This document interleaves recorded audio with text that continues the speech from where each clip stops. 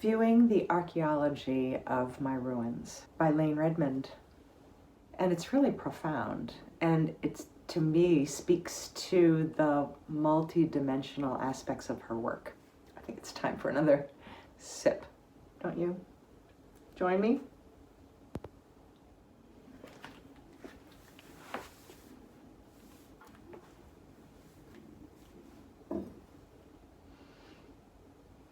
Hey there, I'm Barbara Gail. Green tea, I'm a fan of it, as was Layne, so this is in honor of her.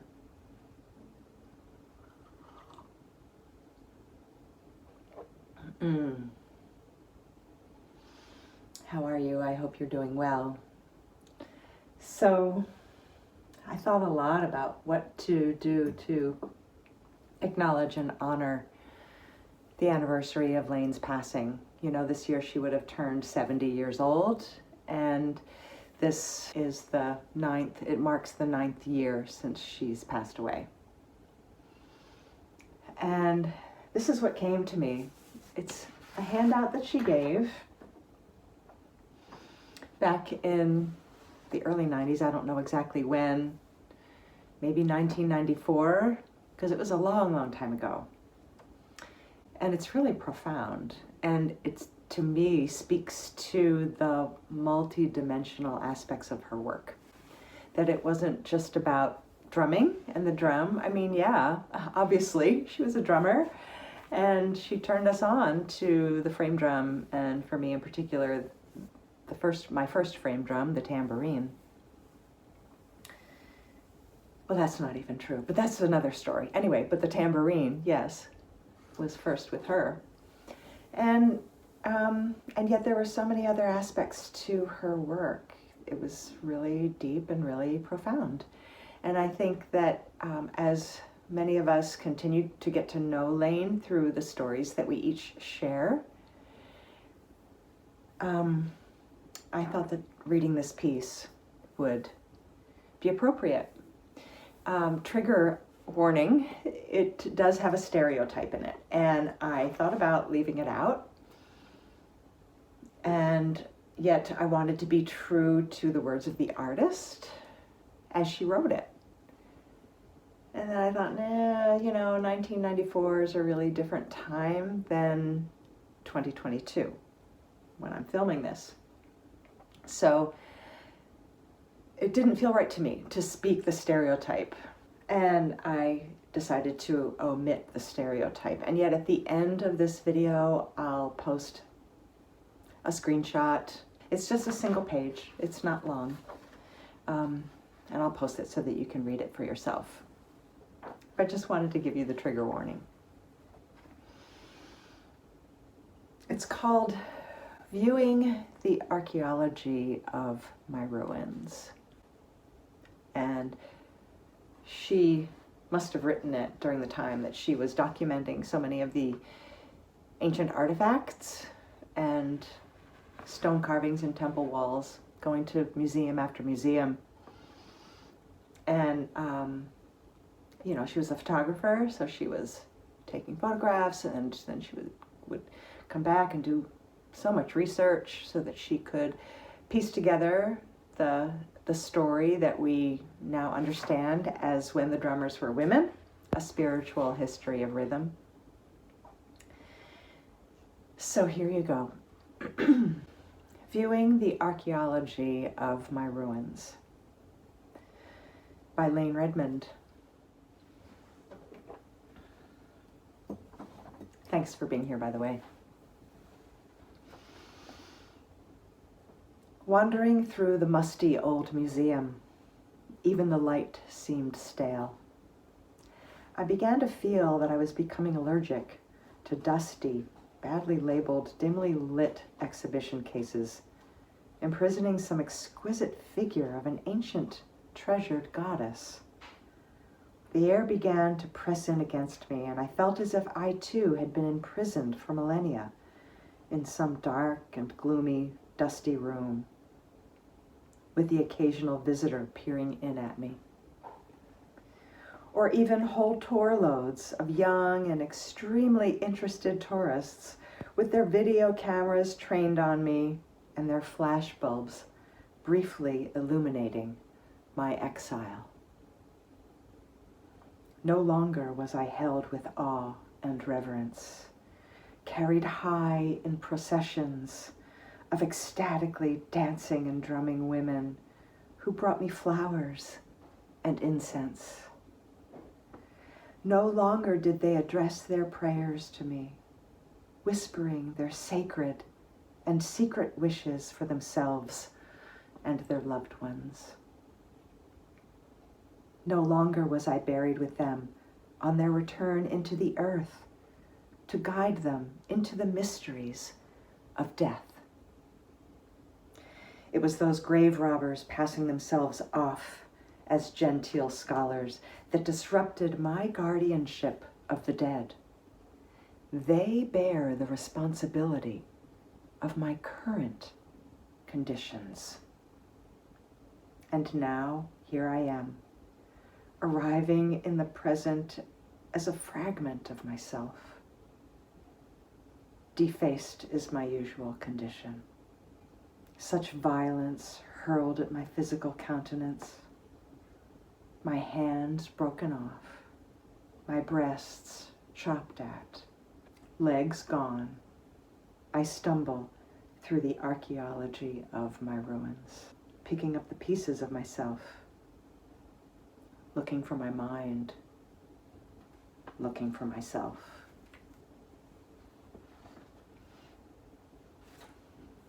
Yeah. So, that is so deep for me. And I think for any of us who are feeling this yearning for a connection to the sacred feminine,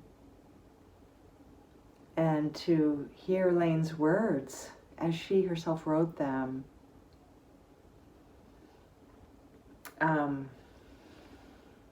what she was feeling, what she was thinking, and how she was really embodying that whole experience on a personal level.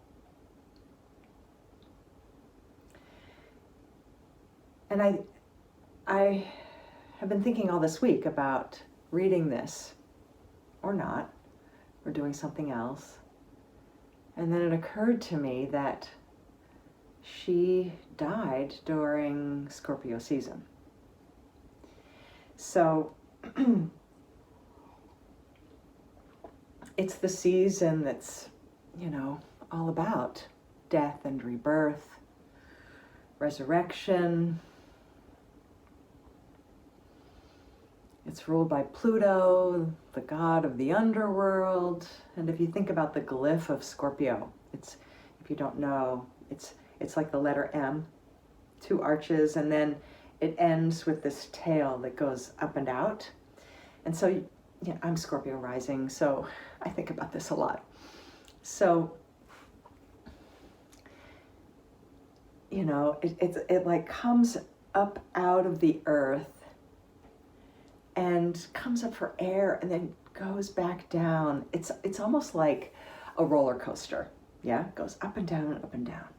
And that being an emotional sign, a water sign, and really deep, we could feel like we experience things as an emotional roller coaster. But I also like to think of it as, a descent into the deeper parts of ourselves, our inner world, also very Scorpion. And so we come up out of the earth and we rise up for air, and then we're called into that underworld again. And perhaps we go through some of the gates of Inanna and we're stripped of parts of ourselves. And then we find that pulse of life. Remember, in some stories, this ancient Sumerian goddess mythology of Inanna, that there's a priestess playing her frame drum at the top of this hole that the goddess Inanna was drawn down into, taken down into. And so we hear that pulse of life, that frame drum again, we hear it, and we rise up again and take a breath, and then life brings us down into the underworld again, into the inner parts of ourselves again. And yet, where does it go? It goes up and out. That arrow points up and out. And where does it go? It moves next into Sagittarius season. Positivity and energy and light and the seasons of being together and gathering, seasons of light. And yeah, so that's where we move toward. And there's always some light at the end of the tunnel that appears, and it only takes a single candle, a single flame, to light up the darkness. And that's what Layne was doing. She was going into the depths of these places and museums, and I only imagine that she was even getting permission to go into these dark, musty rooms where things were not currently even on exhibit, and had probably been, mislabeled and misunderstood, and she was seeing things. She was shining the light and seeing things hidden in plain sight that were different than what the interpretations of those artifacts originally had been. So yeah, maybe these women were holding discs. They were holding the sun, they were holding the moon, they were holding bread or cakes. I mean, I don't know who holds bread or cakes vertically like that. And that was kind of a joke, the cake or bread would be on the floor if you held the plate it sat on vertically. She was seeing it as a frame drum. And then she made so many connections. Getting back to this time of her passing in Scorpio season, the symbol of death and rebirth. And that's when she left this world, and energy cannot be destroyed, nor can it be created. So wherever that energy that we called Layne Redmond went, it's still here. And I think that's one reason why so many of us continue to hear the call of the ancient ones and the frame drums, all that she resurrected. And she, called her first cassette tape since the beginning. She brought those threads forward. And one of the pieces that spoke to me the most actually was, we begin again, to begin at the beginning, to end again, to end at the beginning. We begin to begin at the beginning, to end to begin at the ending. We begin again, to begin at the beginning, and it goes from there. I mean, there's so much I could unpack here. And those of you who know me, I could talk for hours, and I do. I'm an oversharer, but I have a Sagittarius moon and I'm a teacher. So that's where I go. So I think about also the fact that she called her teacher training giving birth to ourselves.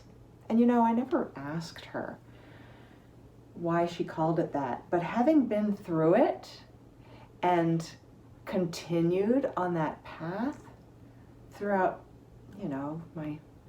my entire career since I first picked up the tambourine and first saw her slideshow, that she also called When the Drummers Were Women. And it was the precursor to the book. I know that I gave birth to parts of myself, and I continue to. And I think a lot of us do. And it wasn't just that the drum is so transforming, it wasn't just because we were given the task of practicing the material that she dished out to us every month in our retreats, that she and Tommy gave to us in cassette tape recordings and in printouts. We kept our notebooks. Yeah, that hour a day that we were required to do certainly transformed us all into better drummers.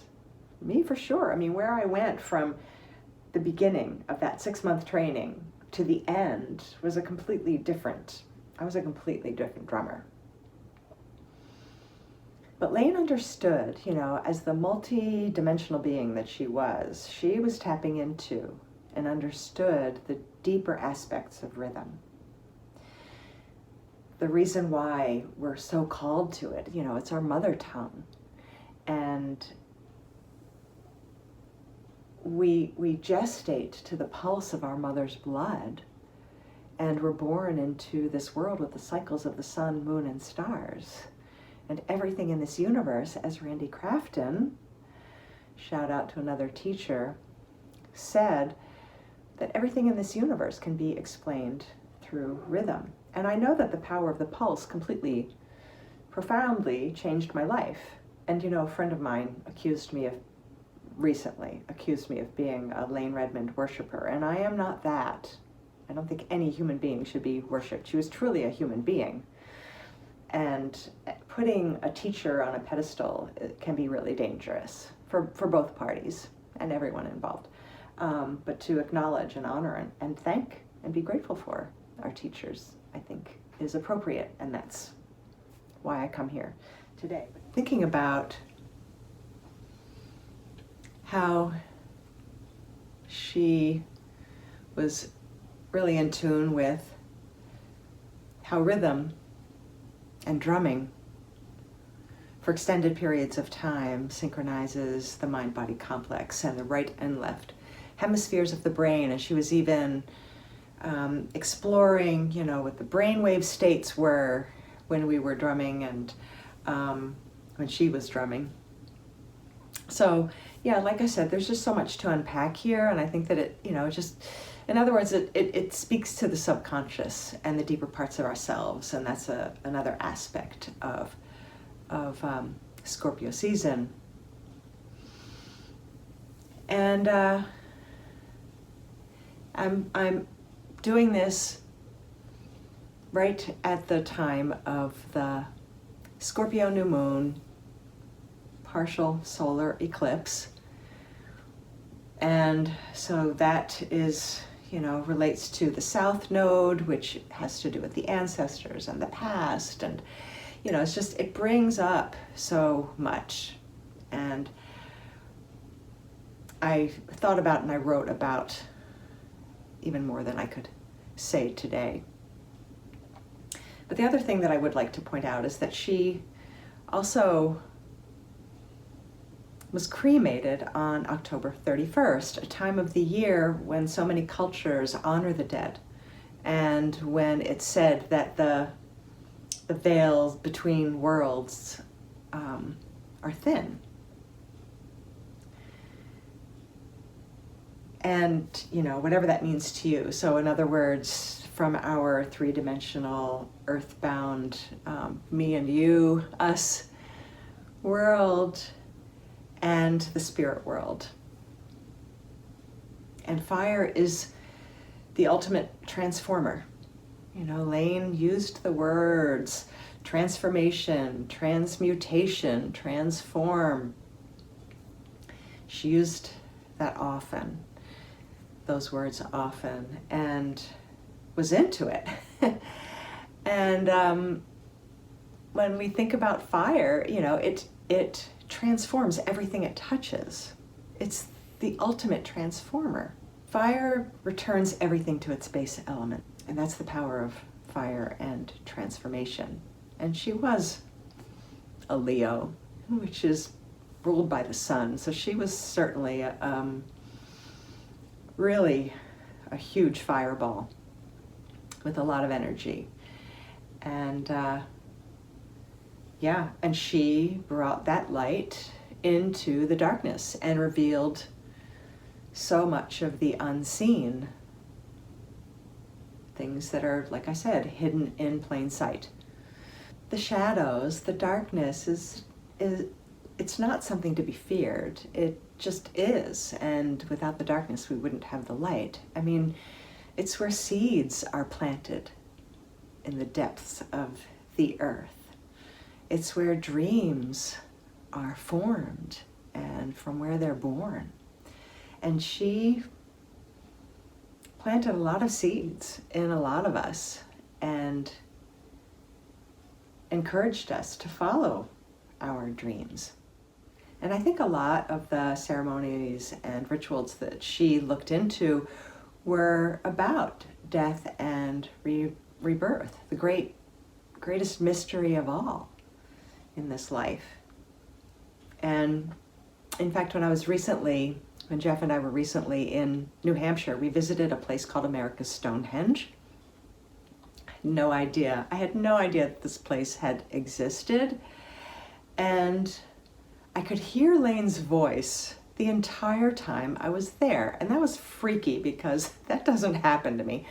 But I hear my teachers and their teachings in my head at times when they need to come in, and it's so helpful. But she was just like in my ear, in my brain. And she just kept saying, oh my God, oh my God, oh my God. And that's something that Layne said all the time when she was moved by something that was really profound. And, I traveled with her to places in Brazil and Egypt, and we had some really profound experiences. And she would just say, oh my God, oh my God. And then she started, like, her voice, or whatever it was, this download, whatever you want to call it. I was just hearing all of what she might have interpreted this 4,000-year-old site, this ancient site called America's Stonehenge. Oh, look, I'm using that mug.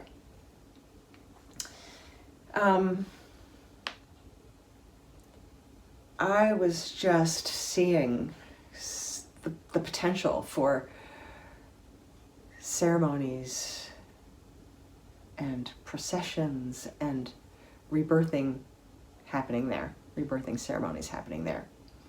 And it was Layne's voice that I heard in my head describing it. It wasn't even my own, which was weird.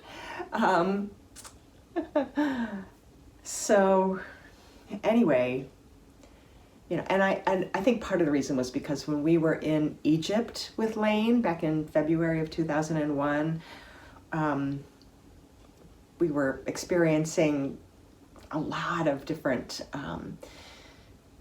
rituals and ceremonies that she would set up in all of these sacred sites. And one that I remember so well was when we were in the Great Pyramid and we were in the king's tomb.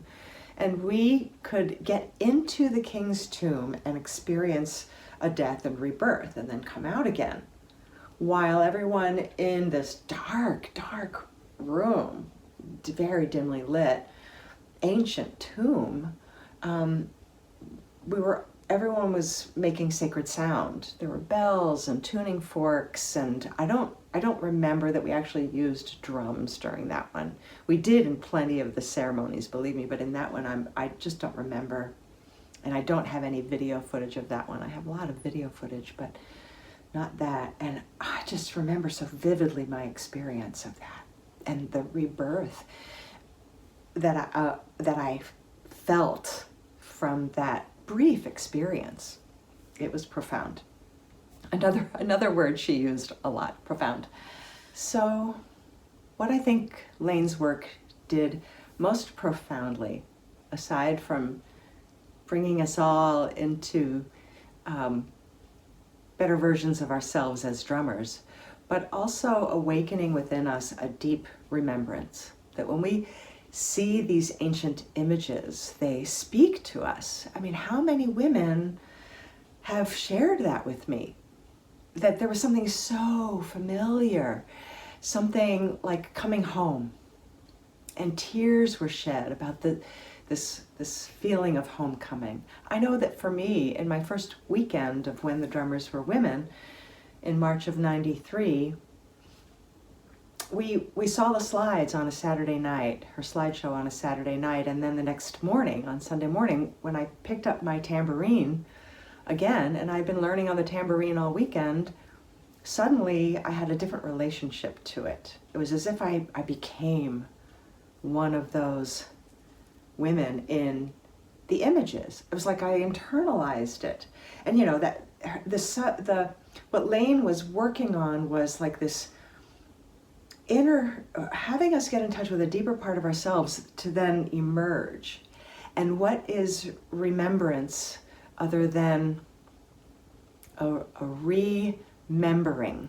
You know, in the archaeology of my ruins, talking about the defacement, the hands gone, the legs gone, the breasts chopped at. And in Egypt, it was explained to us by the Egyptologist that when Napoleon's men were coming into those sacred sites, they were instructed to deface the deities by chopping off their noses, because breath is spirit.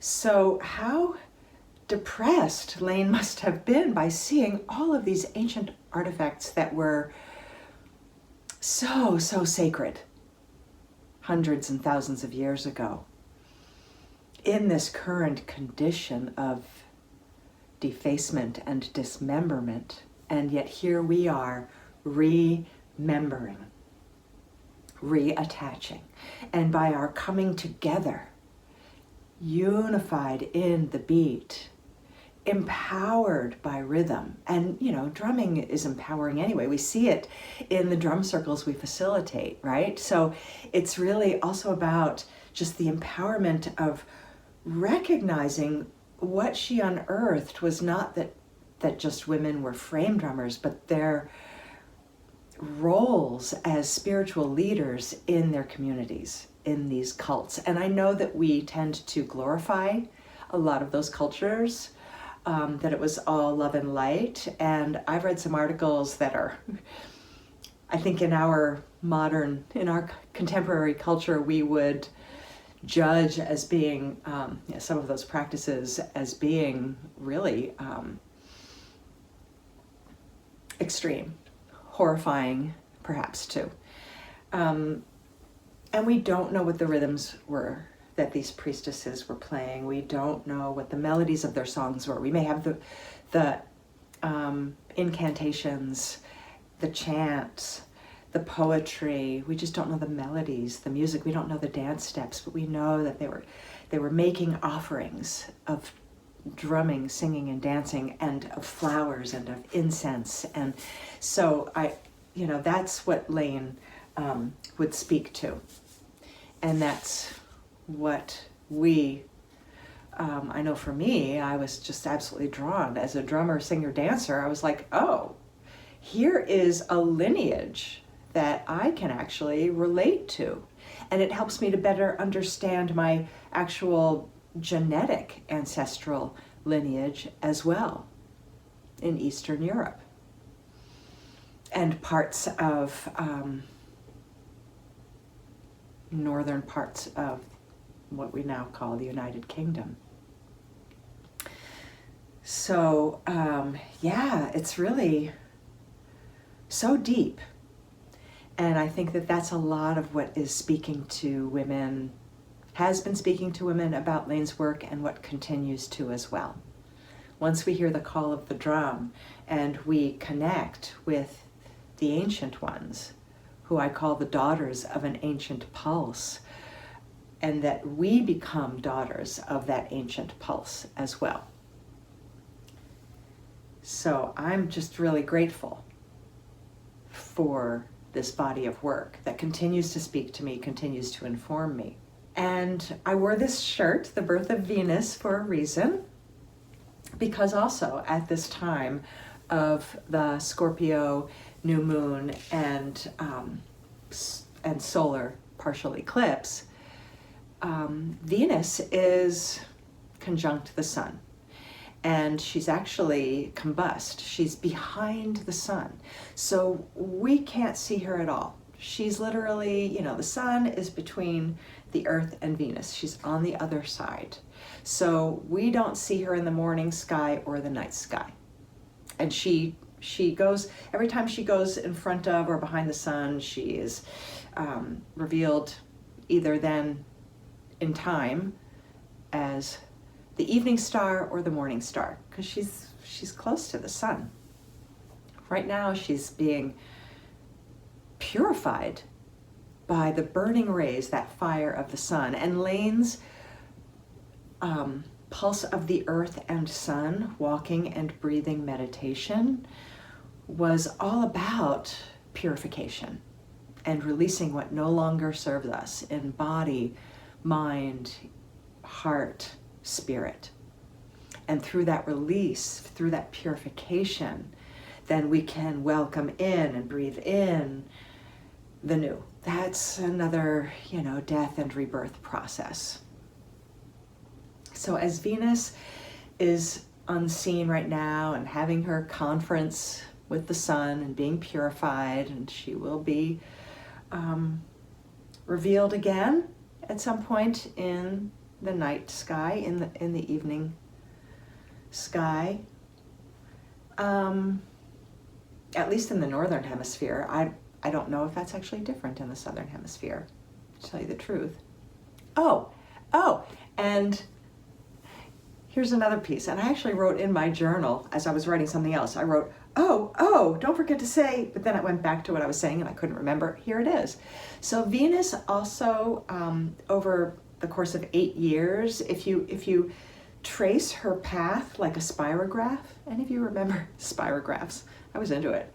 They create mandalas from these wheels, these beautiful, colorful mandalas. And we were doing them as kids. It was so mesmerizing and so rhythmic. It was rhythmic. You put a wheel inside a wheel, a gear inside a gear, and you just put the pen inside, and yeah. So Venus creates this mandala that is considered the shape of a lotus flower. What is the symbol in the center of Layne's 3 signature tambourines made by the Remo company? The lotus. So, you think about the lotus, and out of the muck and mire, the lotus comes to full bloom. So it's another death and rebirth story, out of the crap, out of the muck of the underworld, the plumbing under your house, the drain pipes, the septic, the sewers. But out of that muck, the lotus comes to its fullness and it blooms. The birth of Venus, this t-shirt, reminds us that Venus is always reborn. She may be hidden at times, the symbol of the sacred feminine at her finest, I feel. There are many images of the sacred feminine, and you may have others, whether it's Lilith or, whatever speaks to you. I love the painting, The Birth of Venus.